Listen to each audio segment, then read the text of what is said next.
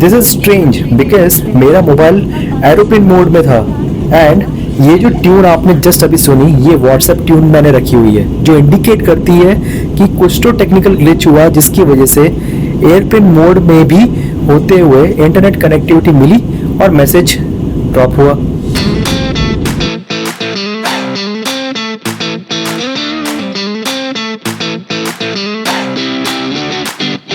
Hello friends, welcome to my new vlog. आज का दिन बहुत बिजी होने वाला है और हेक्टिक होने वाला है बिकॉज बैक टू बैक चीज़ें करने की है।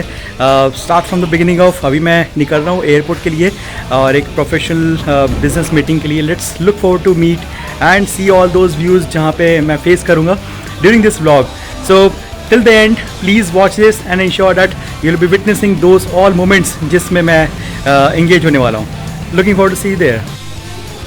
सो ट्रॉली है, अच्छा खासा bag and now leaving to go to see the flight now.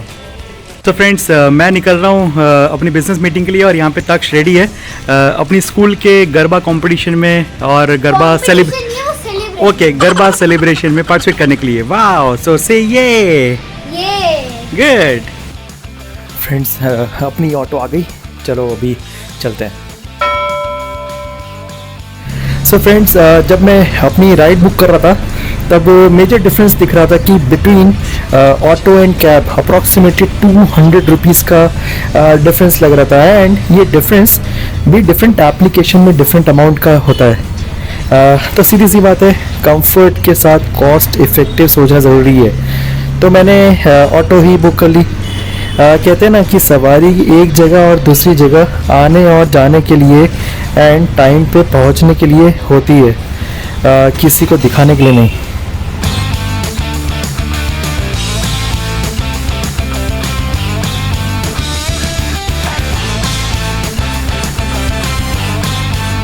Friends ये अप्रॉक्सीमेटली 4 किलोमीटर के रेडियस में जितना भी एरिया है उसे परफेक्टली मेंटेन किया हुआ है क्योंकि ये एयरपोर्ट के आसपास का एरिया है एंड बिल्कुल इसी तरह से हम इंडिया के किसी भी एयरपोर्ट पे जाएं हमें टॉप क्लास क्लीननेस दिखेगी। This is new India with quality at its best.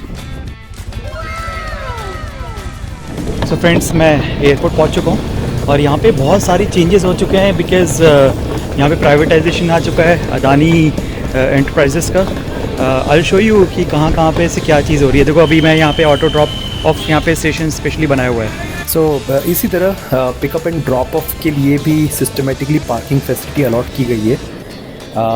Passengers को ईज़ एंड कंफर्ट मिले इसलिए सभी पॉसिबल वेज़ में ये न्यू इंफ्रास्ट्रक्चर बनाया हुआ है।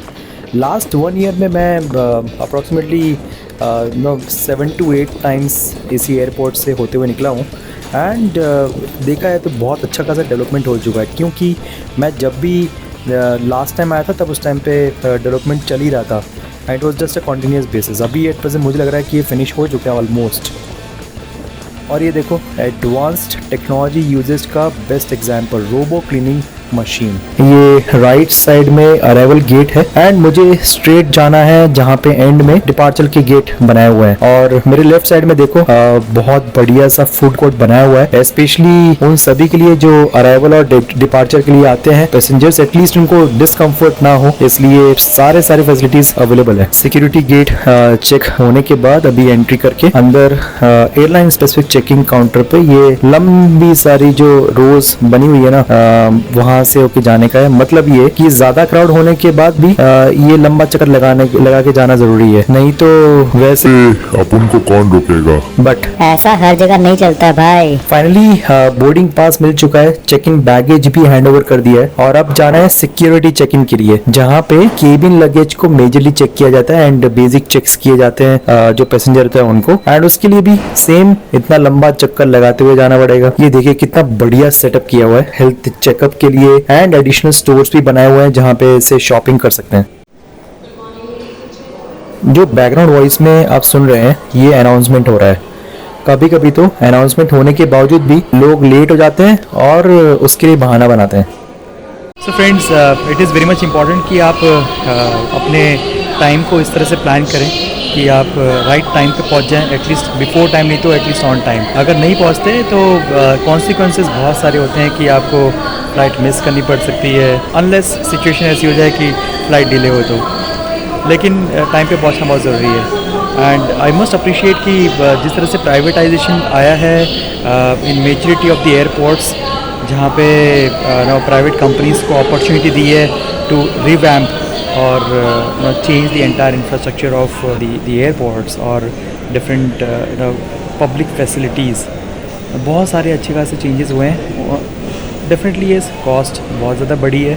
आप कुछ भी बेसिक चीज़ ख़रीदने जाते हो, जैसे कि पानी की बोतल लेने जाते हो या फिर कुछ भी खाने की items, you may definitely find कि चेंजेस आ गए हैं इन कॉस्ट, और उसकी वजह से एक नॉर्मल पैसेंजर को बहुत डिफ़िकल्टी फेस करनी पड़ती है as far as overall cost is concern. क्योंकि फाइनली एक ट्रैवल करके आने के बाद जो टोटल बजट निकाला जाता है वो बजट बहुत लंबा बन जाता है, राइट।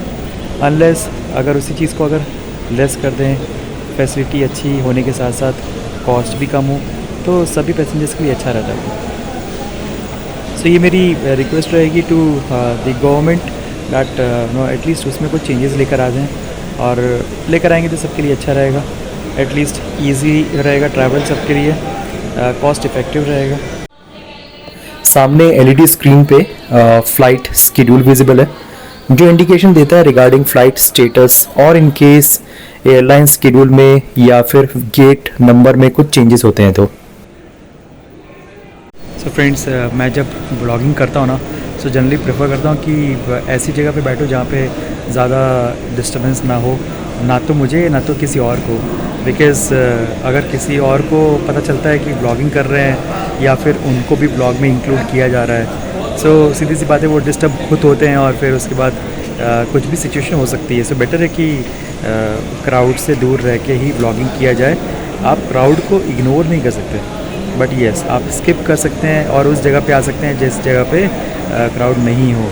जैसे कि अभी मैं जहाँ पे बैठा हूँ, सो यहाँ पे कुछ वेकेंट चेयर्स है एज़ कम्पेयर टू जो दूसरा वाला साइड है जहाँ पे बहुत सारे लोग बैठे हुए हैं। तो ये मेरा प्रेफरेंस रहता है।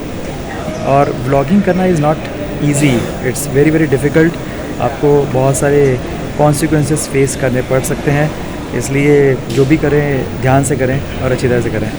चलो बुलावा आया है, माता तो नहीं बट बोर्डिंग कॉल हो गया है। फ्रेंड्स, जिस पाथ पे मैं चल रहा हूँ उस पाथ को जेट ब्रिज कहा जाता है, जो डायरेक्टली एरोप्लेन से कनेक्ट कर दिया जाता है, स्पेशली पैसेंजर्स को धूप में या ऑन ग्राउंड चलकर ना जाना पड़े इसलिए। सो फ्रेंड्स, बोर्डिंग जस्ट अभी स्टार्ट हो चुकी है।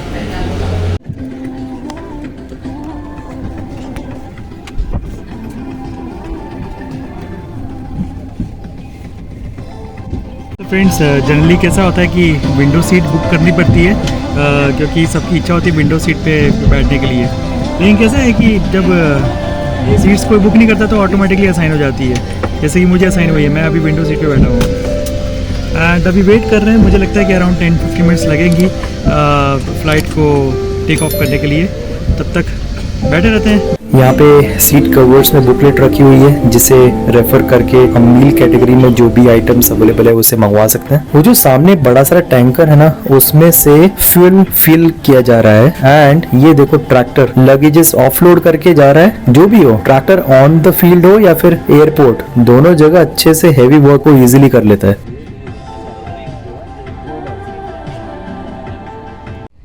मेरे साइड वाली दोनों सीट्स वेकेंट है।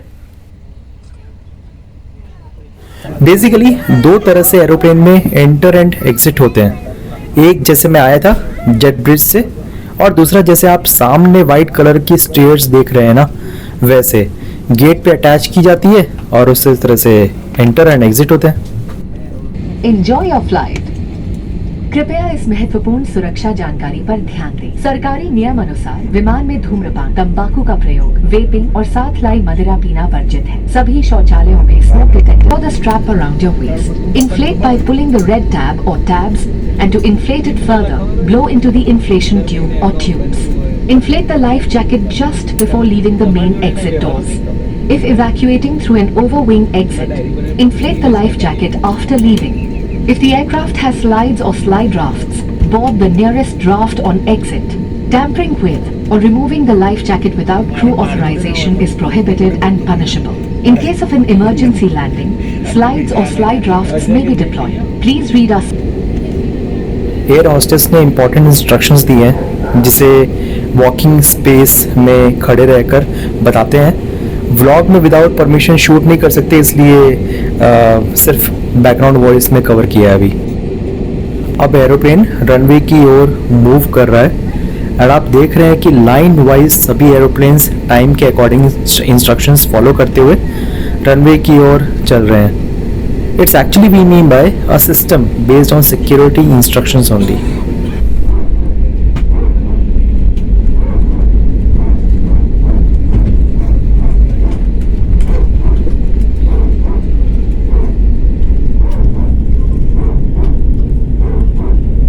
ये जो भी आवाज़ सुनी थी ना वो विंग्स की है, जिसमें मूविंग प्लेट्स की टेस्टिंग की जा रही है, जो पायलट्स बहुत ध्यान से करते हैं।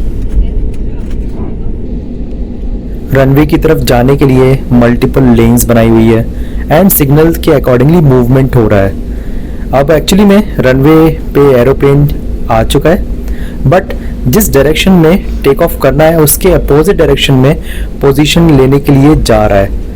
नाउ रनवे के लास्ट में आ चुका है एंड टर्न ले रहा है।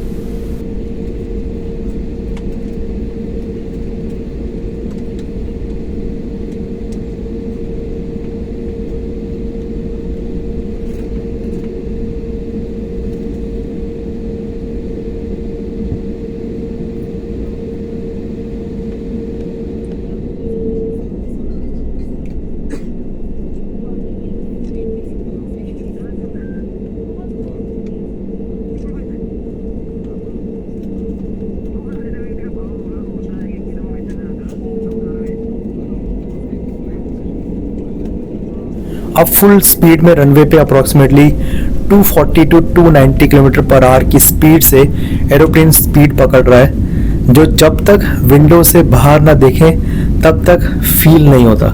And now it's time to take of.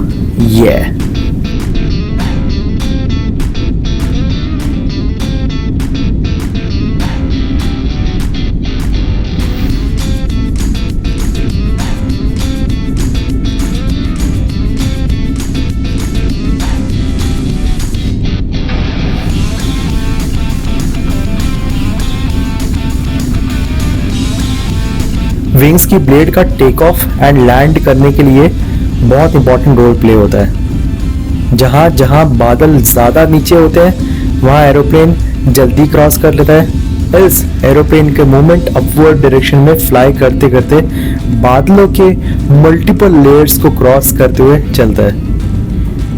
Friends, ये वीडियो एक्चुअली में उनके लिए बनाया है जिन्हें एरोप्लेन में बैठने से डर लगता है या फिर जानना चाहते हैं कि एरोप्लेन में ट्रैवल करते वक्त आखिर क्या क्या होता है।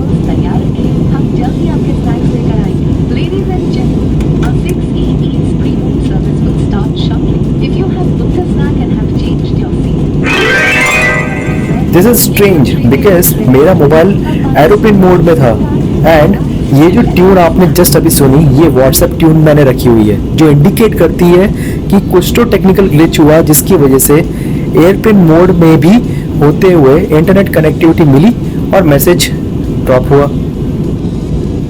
वैसे आपको पता तो होगा ही कि एरोप्लेन ज़मीन से अप्रॉक्सीमेटली 30,000 से 42,000 फीट की हाइट पे फ्लाई कर सकता है, और इतनी हाइट पे वो भी बादलों के ऊपर उड़ते हुए नेचर का ये सीन बहुत ही अमेजिंग लगता है। जिसे हम यूजुअली पेंटिंग में बनाते हैं, ये देखते हैं उन बादलों के बीच में से उड़ते हुए जाने का मजा फील करने वाली मोमेंट है। तो फ्रेंड्स मैडम लोग पानी भी लेकर आए हैं।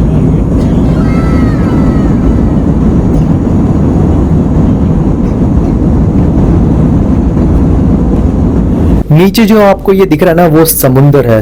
एक्चुअली हम गुजरात की साउथ बॉर्डर से क्रॉस करते हुए समुंदर से होते हुए जा रहे हैं, और जब पायलट एरोप्लेन को टर्न करता है ना, तब हल्का सा फील सा होता है, बट वो माइनर होता है, इतना कुछ ज़्यादा लगता नहीं है।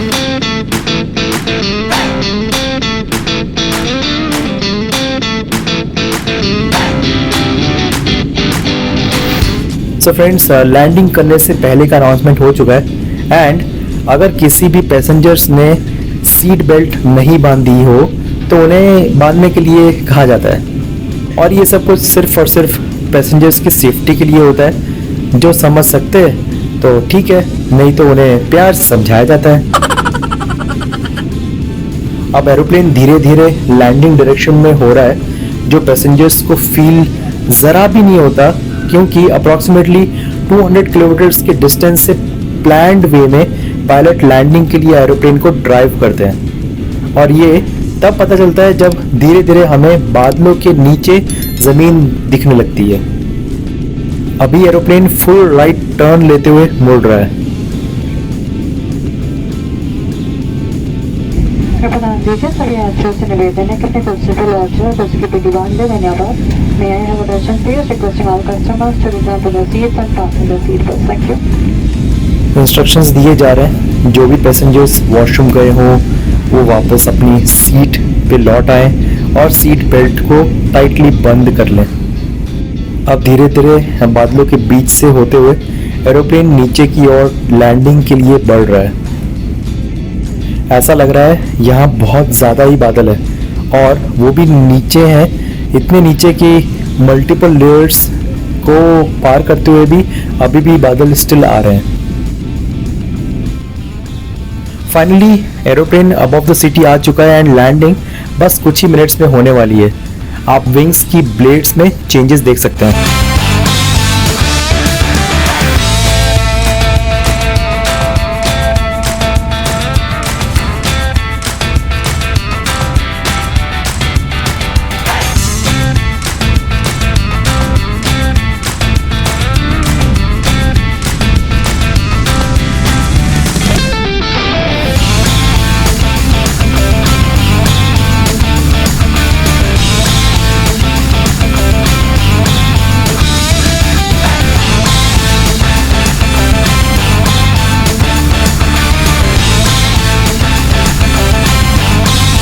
और अब मैं आ चुका हूँ शहरों के शहर, लोगों के नगर, सबसे व्यस्त आमची मुंबई में।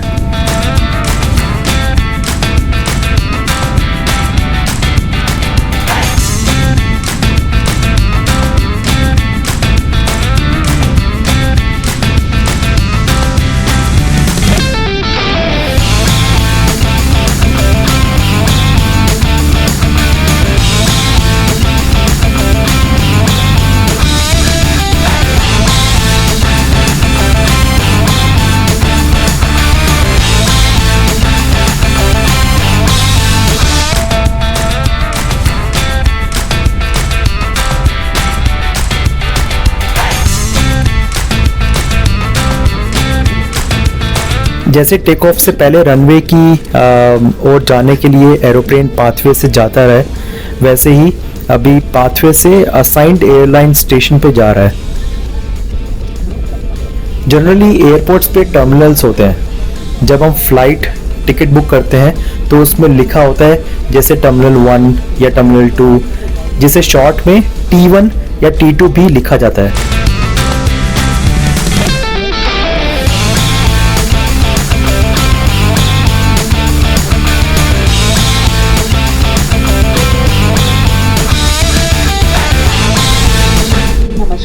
बोलने के टर्मिनल 2 पर आपका स्वागत है। आपसे निवेदन है कि द्वार खोलने के बाद कृपया विंडो शेड्स बंद कर दें और एयर वेंट्स खोल दें। अगर आपकी अगली फ्लाइट दूसरे टर्मिनल से है तो कृपया साइन बोर्ड का इस्तेमाल करें। अधिक सहायता के लिए हमारे ग्राउंड टीम से संपर्क करें। दोनों टर्मिनल के बीच की दूरी लगभग 35 मिनट की है। धन्यवाद। Ladies and gentlemen, we welcome you to Mumbai.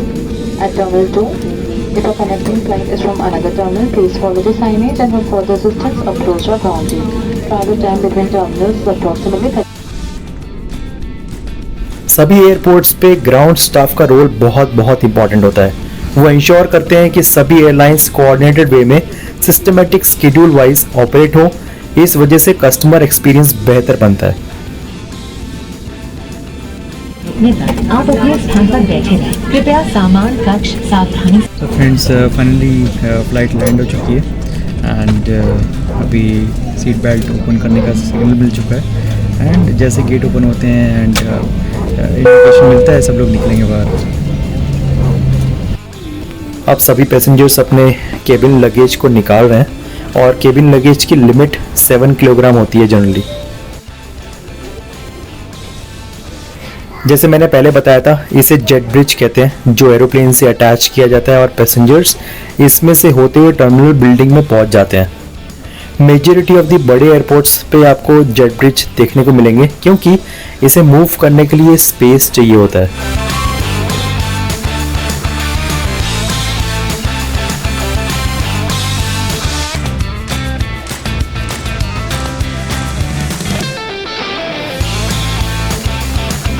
ये लगेज बेल्ट है जहाँ से चेक इन लगेज कलेक्ट करना है। बड़े एयरपोर्ट्स जहाँ फ्रिक्वेंटली ज़्यादा एयरलाइंस आती है और जाती रहती है, वहाँ पे मल्टीपल लगेज कलेक्शन बेल्ट्स बनी होती है। जैसे अभी मैं जहाँ पे जा रहा हूँ वो बेल्ट नंबर 3 है, वैसे ही मल्टीपल बेल्ट्स बनी होती है। सो फ्रेंड्स मैं अभी एयरपोर्ट पे अंदर आ चुका हूँ and waiting for my luggage. जैसे लगेज आता है उसके बाद फिर कैब बुक करके अपने डेस्टिनेशन पे पहुँचेंगे। Looking forward to still continue the vlog.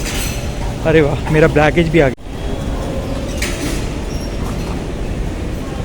I believe ये मेरा ही बैगेज है, but let me just re-verify. Good. तो री-वेरिफिकेशन करने के लिए आपने क्या इंडिकेशन रखे हुए हैं, क्या सिग्नल्स रखे हुए मैटर करता है। गुड,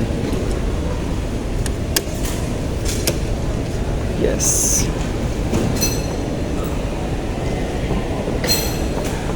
सो आगे एग्जिट है, let's look forward to go there. So friends vlog ज़्यादा लंबा ना हो जाए इसकी वजह से मैं इस व्लॉग को यहीं पे एंड करता हूँ और जो जर्नी है उसको स्टिल कंटिन्यू करेंगे नेक्स्ट वाले व्लॉग में। Still stay connected, ensure that आप को अगर ये ब्लॉग अच्छा लगा है तो प्लीज़ लाइक करना, सब्सक्राइब करना इस चैनल को एंड कमेंट करना अपने व्यूज़ के साथ। Stay connected again. Thank you so much for watching. Bye, take care.